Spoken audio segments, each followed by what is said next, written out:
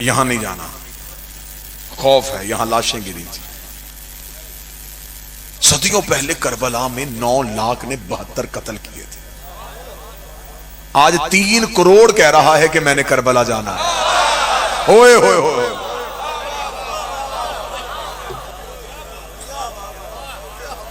ये सदा तशरीफ फरमा है। मेरी दुआ है कि मेरा मालिक किसी भी साइल को रुके ना, जिसे हुसैन ने बुला लिया वो जरूर जाएगा।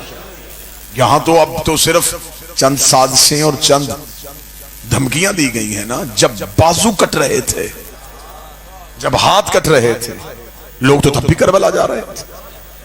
जब मतवक्कल का दौर आया था और उसने कहा था कि अगर क्या है, लोग क्यों करबला की तरफ जाते?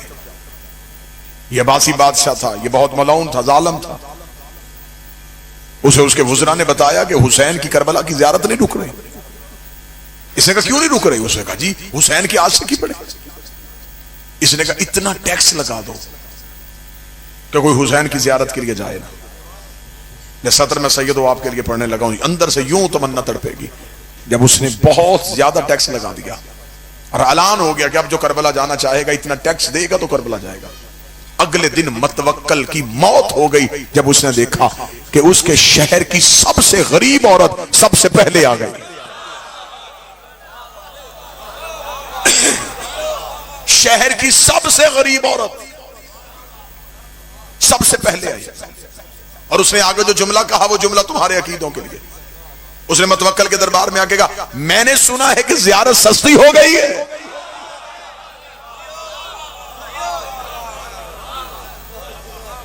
उसने कहा बुढ़िया टैक्स लग गया है। उसने यूं ही जल्दी से चादर का पल्लू खोला, खोल के यूं दिनार निकाले, ये पकड़, जाऊं?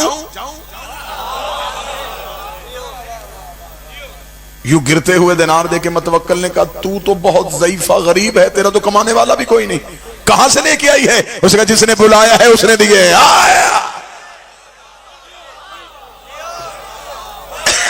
रात कह के सोई थी हुसैन तेरी ज़ियारत के लिए आना है। ख्वाब में आके उसने कहा चादर उठा। जिसने बुलाया उसने दिए। पकड़, अब जाऊं? इसे का रुक, अभी करबला नहीं जाना। इसने फौरन वुज़रा को बुलाया। वुज़रा को बुला के इसने कहा नहीं, टैक्स लगाने से नहीं होगा। हुसैन तो अपने नौकरों को दिरहम दिनार दे रहा है। उन्होंने कहा फिर क्या करें? उसने कहा कोई और सख्त शर्त लगाओ। क्या शर्त लगाएं? उसका जो हुसैन की ज़ियारत के लिए जाए उसका एक बाजू काटो। बाजू कटवाएगा, करबला जाएगा। अगले दिन जब साइलों के दरबार में आने का वक्त हुआ, क्या मतवक्कल साइलों को सुनेगा तो वही बुढ़िया। अब देखिएगा, जुमला सुनिएगा, अकीदत देखिएगा। वही बुढ़िया अपना दायां हाथ सर पे रख के मतवक्कल के दरबार में। मतवक्कल ने कहा बुढ़िया अब क्यों आई है? उसने कहा मैंने सुना है ज़ियारत मुफ्त हो गई है।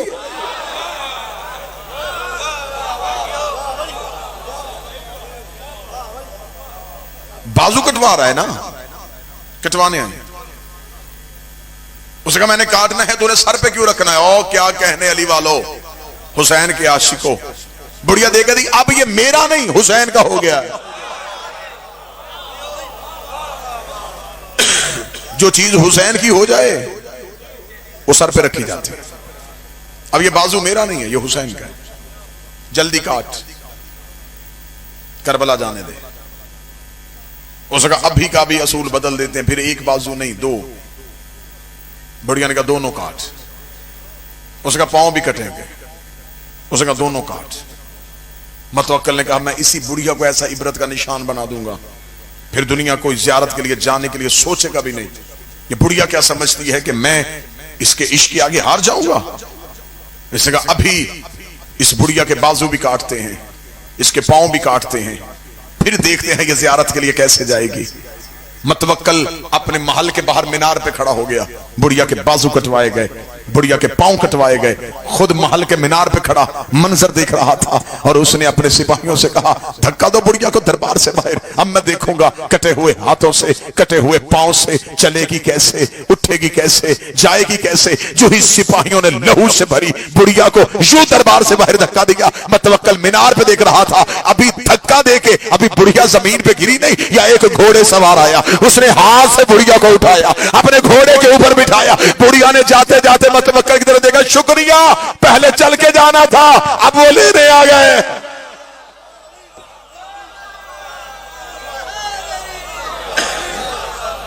पहले मैंने चल के जाना था।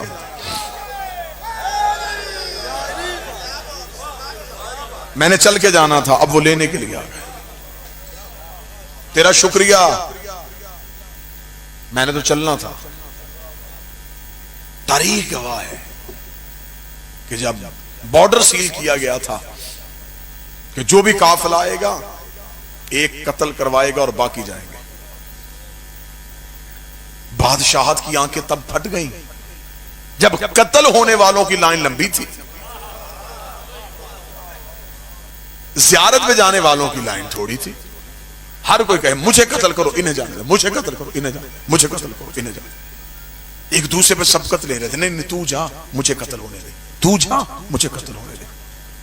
आखिर बादशाह ने तंग आके कत्ल होने वालों से आके पूछा, उन्होंने कहा तुम्हें जिंदगी से मोहब्बत नहीं, कत्ल हो गए इन्हें क्यों भेज रहे? उन्होंने जो जवाब दिया वो जवाब भी शिया कौम का अकीदा था। उन्होंने कहा हम इसलिए कत्ल हो रहे हैं, इन्होंने जाके हुसैन की कब्र चूमनी है, हमने कत्ल हो गए हुसैन के कदम चूमने।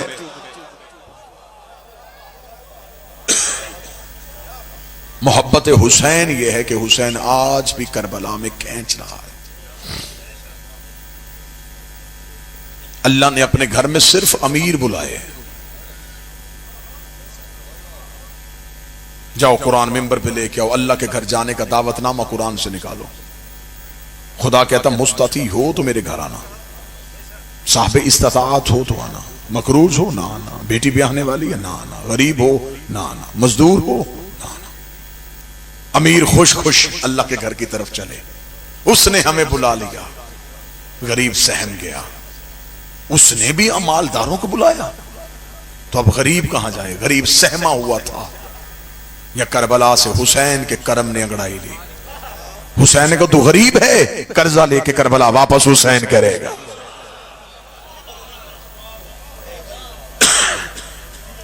मासूम का फरमान है नमक से खाना खा लेना, करबला की ज़ियारत को तर्क ना करना। नमक से खाना खाओ, करबला जरूर जाना।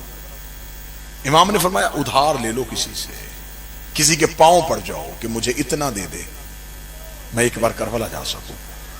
जब इमाम ने यह जुमला कहा तो सामने बैठा हुआ बंदा रो पड़ा। उसने कहा मौला वापस आके भी तो उसी ने कर्ज उतारना है ना, तो फिर वो मांगेगा कैसे? इमाम ने तड़प के कहा जो उसका कर्जा नहीं रखता वो तुम्हारा रखेगा। लेना तुमने है, वापस हुसैन ने करना है।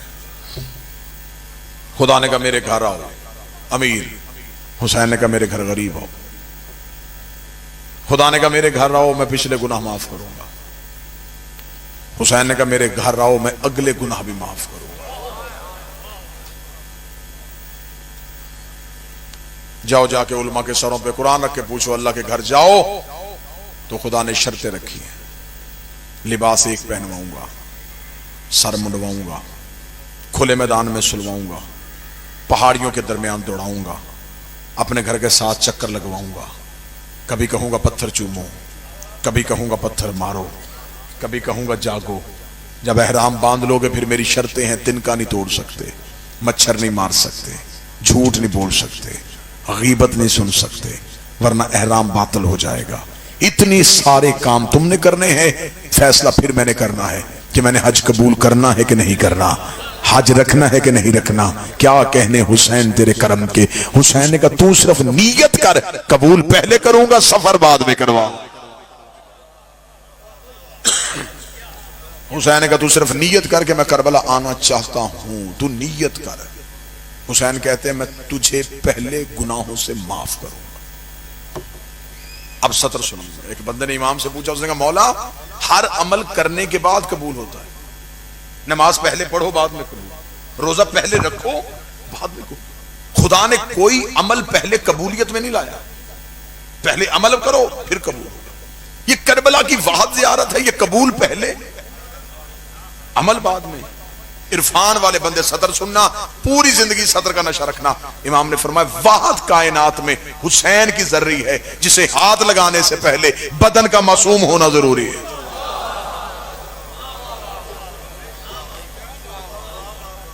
हुसैन पहले गुनाहों से धोता है, फिर अपने शहर बुलाता है।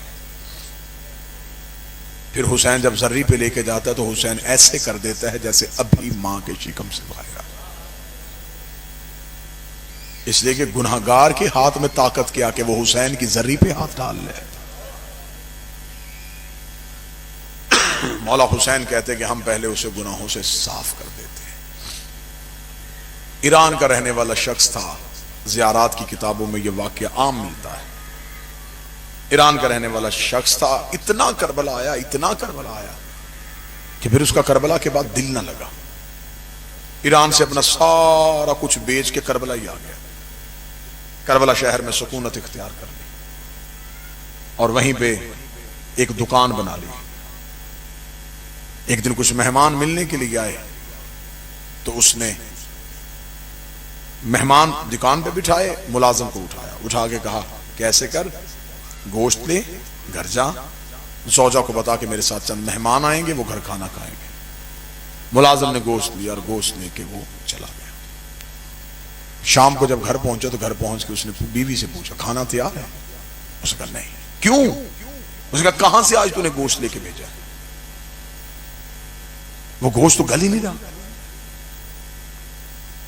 जब इसने देखा कि बर्तन में वैसे ही गोश्त वैसे का वैसे पड़ा, वैसे ही उठाया और चल पड़ा। दुकानदार से जाके कहने लगा करबला में गलत सौदा बेच रहा है, तुझे डर नहीं लग रहा हुसैन इब्ने अली से? क्यों? उसने कहा मेरे मेहमान आए थे, तूने तौहीन करवा दी मेरी। जो गोश्त में तुझसे लेके क्या क्या, वो किस चीज का गोश्त था? बासी था, अभी तक तो वो गोश्त पका ही नहीं। इतना कहना था, दुकानदार ने उठा दुकान से बाहर आके हुसैन के हरम की तरफ हाथ करके मेरा हुसैन जामन है, मैंने धोखा नहीं किया। जब उसने कहा ना हुसैन जामन है, चुप हो गया। वापस हुसैन की जरी पे आया, नमाज पढ़ी और नमाज पढ़ के हुसैन की जरी पे बैठ गया। आंखें बंद हो गई। ख्वाब में हुसैन इब्ने अली आए। फरमा दुकानदार से जाके माफी मांग, तूने करबला में उसके साथ लहजा सख्त रखा है। तुझे नहीं पता कि हुसैन करबला में किसी को ऊंचा बोलता बर्दाश्त नहीं करता। इसका मौला धोखा किया उसने मेरे साथ। इमाम ने कहा धोखा नहीं किया, जिस मुलाजिम को तूने गोश्त दिया था वो गोश्त लेके मेरे हरम से होके गुजरा था, और जो गोश्त मेरे हरम से गुजर जाए उस पर आग असर नहीं करती। जानवर का गोश्त हुसैन के हरम से गुजर जाए तो उस पे आग हराम हो जाती है। हुसैन फरमाते जो वजूद मेरे शहर में आए उस पे आतिश जहन्नम हराम हो जाती है। करबला ज़ियारत का मतलब सिर्फ जर्री देखना नहीं, हुसैन को मिलना है। अगर कोई जाए और जाके कहे कि ये हुसैन का हरम, वो सरकार अब्बास का हरम, ये जर्री नहीं, फिर वो ज़ियारत नहीं। 10 मुहर्रम 61 हिजरी करबला में शिमर भी हुसैन को देख रहा था, लेकिन जैसे हुर ने देखा, हुर के पास मार्फत थी, हुसैन के कातिल के पास मार्फत नहीं थी। हुसैन कहते मेरे शहर आओ तो फिर मार्फत के साथ आओ। किताब में जुमले ना पड़े होते तो अकील शाह जी बादशाह हुसैन की कसम में कभी अकील शाह जी मिंबर पे ना पड़ता। मौला हुसैन फरमाते हैं कि जब मेरा ज़ाहिर मुझे मिलने के लिए करबला में आता है, हुसैन फरमाते उसका सबसे पहले इस्तकबाल करने के लिए शहर से बाहर अब्बास खड़ा होता है। अबुल फजल अब्बास कहते हैं कि हुसैन ने मुझे भेजा है कि मेरा एक मेहमान आ रहा है, और आंख बरस रही है। मेरी दिल से दुआ है इस रूहानी माहौल में अल्लाह हर किसी को करबला बुलाए। मेरा बादशाह हुसैन हर किसी को करबला बुलाए। कोई ऐसा ना हो कि जो माने हुसैन को और हुसैन का शहर ना देखे। एक बार जिंदगी में करबला जरूर जाना। वाकयात इतने हैं कि मैं पढ़ता चला जाऊं, मेरी आंखों के सामने यूं वाकयात गुजरते चले जा रहे हैं, रात बीत जाए। वो जिस गुनहगार को हुसैन मौला अमीर अल मोमिनीन ने कहा था इसे मेरे शहर में दफन न होने देना, और फिर अगली रात अली ने मजावरों से कहा था वो जनाजा आ रहा है, इसका इस्तकबाल करो। मजावरों ने कहा मौला कल आपने कहा था कि इसे दफन नहीं होने देना वादी सलाम में, आज कह रहे हैं कि इसका शहर के बाहर जाके इस्तकबाल करो। अली की आवाज आई, ये बहुत गुनाहगार था, ये शहर मेरे दफन होके अपनी बख्शिश चाहता था, मैं अली से अपने शहर में दफन होते बर्दाश्त नहीं कर सकता था। तो मौला मरने के बाद क्या नेकी की इसने जो आपने माफ कर दिया? फरमाया मरने के बाद नेकी नहीं की, सिर्फ ये हुआ कि जब इसके वर्षा इसका जनाजा लेके नजफ की तरफ आ रहे थे तो रास्ते में तूफान आ गया, करबला की मट्टी इसके कफन पे पड़ गई। मेरे हुसैन के शहर की मट्टी तूफान के साथ उड़ती हुई इसके कफन पे पड़ गई। इसके कफन पे करबला की खाक का पड़ना था, अल्लाह ने इसके गुनाह माफ कर दिए। अब जाओ इसका इस्तकबाल करो, इसके कफन पे करबला की मट्टी है। यही तो वजह है कि हम अपने मरने वाले के कफन में सजदागार रखते हैं ताकि हुसैन के शहर की याद इसके कफन में साथ जाए। एक बार करबला जरूर जाओ ताकि 70 कदम पे वो मकाम देखो जहां बहन देखती रही है और भाई ज़िबा होता है। सादात व मोमिनीन से माफी मांग के बादशाह हुसैन की इज्जत की कसम, शाह जी आप जाएंगे, करबला इतना सुन के नहीं रुलाती जितना करबला देख के रुलाती। सारी जिंदगी भी जाकरों से करबला सुनो, वैसे नहीं तड़पोगे, जब जाके देखोगे ना फिर तड़पोगे। अभी तक बहुत से गोशे हैं जो पढ़े ही नहीं गए। अब भी करबला जाए ना जी, जो जाहिर बैठे मेरी गवाही देंगे, नहरे अलकमा के साथ एक बाग है इमाम जाफर सादिक का, वो बाग आज भी है। अल्लाहुम्मा सल्ली अला मुहम्मद। जाहिर वहां जाते हैं और वहां से मौला इमाम जाफर सादिक के बाग से खजूरें लेके आते हैं। नहरे अलकमा के बिल्कुल बाहर एक मस्जिद है, उसे कहते हैं मस्जिद साहिबुज़्ज़मान। ये बाब सिदरा के बिल्कुल सामने ये मस्जिद साहिबुज़्ज़मान है, वहां एक मस्जिद बनी हुई है। अल्लाह तुम आपको लेके जाए, वहां जाओ। उस मस्जिद की फजीलत क्या है? उसकी फजीलत में लिखा है कि जब भी मेरा 12वां करबला आता है हर शब जुमा, तो मौला इमाम ज़मा इस मस्जिद में पहले आते हैं, यहां 2 रकत नमाज पढ़ के यहां से नंगे पांव नंगे सर फिर अपने जद हुसैन की जियारत के लिए जाते हैं। शबे जुमा वो मस्जिद खचाखच भरी होती है कि आज मौला ने अपने बाबा की जियारत के लिए आना। यह है पहली फजीलत। अब इस मस्जिद की गुरबत क्या है, यहां मस्जिद बनी क्यों? अब किताबों ने एक रवायत सुनाई है कि जब हुसैन घोड़े से गिरे थे तो यहां गिरे थे। पहली बार जब हुसैन ने मुर्तजज की जीन छोड़ी है ना, तो जहां हुसैन गिरे वहां अब मस्जिद साहिबुज़्ज़मान है। मस्जिद साहिबुज़्ज़मान से सीधा देखो तो बाबे सिदरा, बाबे सिदरा से आगे सेहन, सेहन के आगे बरामदे, फिर आगे मौला हुसैन की जर्री। अगर ये नापा जाए ना तो ये 1.5 से 2 किलोमीटर का सफर है। 1.5 से 2 किलोमीटर सफर है मस्जिद साहिबुज़्ज़मान से हुसैन की कब्र तक। जब मैं पहली बार करबला गया तो मैं करबला साथ साथ सफरनामा लिख रहा था, 2009 था। मैंने लिखा हुसैन यहां गिरे। उसके बाद बाबा जी मैं चल पड़ा। मैं रास्ते में सोचता आया गिरे वहां थे, दफन वहां कैसे हुए? हुसैन की लाश तो उठाने वाला ही कोई नहीं था। अकबर की लाश हुसैन ने उठाई, अब्बास की लाश हुसैन ने उठाई, कासिम की लाश हुसैन ने उठाई। जब गरीब ने घोड़े की जीन छोड़ी तो हुसैन का लाश ही उठाने वाला कोई नहीं था। तो फिर ये 2 किलोमीटर का सफर हुसैन का कैसे हुआ? मैं जहन में ये सवाल सोचता सोचता आ गया, मेरे अक्ल काम ना करे। या वो रवायत ठीक नहीं? अगर जरी ये है हुसैन की तो गिरे वहां कैसे? यही सोचता सोचता मैं इमाम के हरम में दाखिल हो गया। मगरबैन की नमाज का वक्त था, मुझे आज तक याद है। नमाज मगरबैन मैंने जमात के साथ अदा की। अदा करने के बाद मैं हुसैन की जरी पे गया। मैंने जरी पे जाकर रो के यही सवाल किया, मौला गिरे आप वहां थे, दफन यहां किसने किया? रोता रोता मैं जितनी देर जरी में रहा, मैं बाहर निकल आया। बाहर आया तो एक स्याह इमाम में आलिम दीन जियारत पढ़ रहे थे। मैं उनके करीब खड़ा हो गया, मैं रो रहा था। उन्होंने जियारत की किताब बंद की। मैंने उनसे पूछा, आप उर्दू सुन लेते हैं?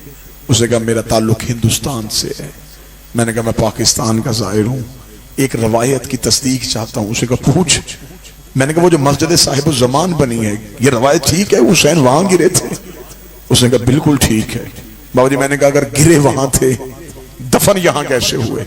ये मिंबर है, शाम का वक्त है, मुझे हुसैन की कसम, उस आलिम दीन के यूं बेरा आंसू दाढ़ी में है। उसने इमामा उतारा, मेरा हाथ पकड़ा, बिल्कुल हुसैन की जरी के सामने जाकर कहा, मुझे कब्र हुसैन की कसम है, पूछ तूने लिया है तो मैं बता देता हूं, हुसैन गिरे वहां थे। यहां तक हुसैन चल के नहीं आया, शेमर ने हुसैन की जुल्फों पे हाथ डाला।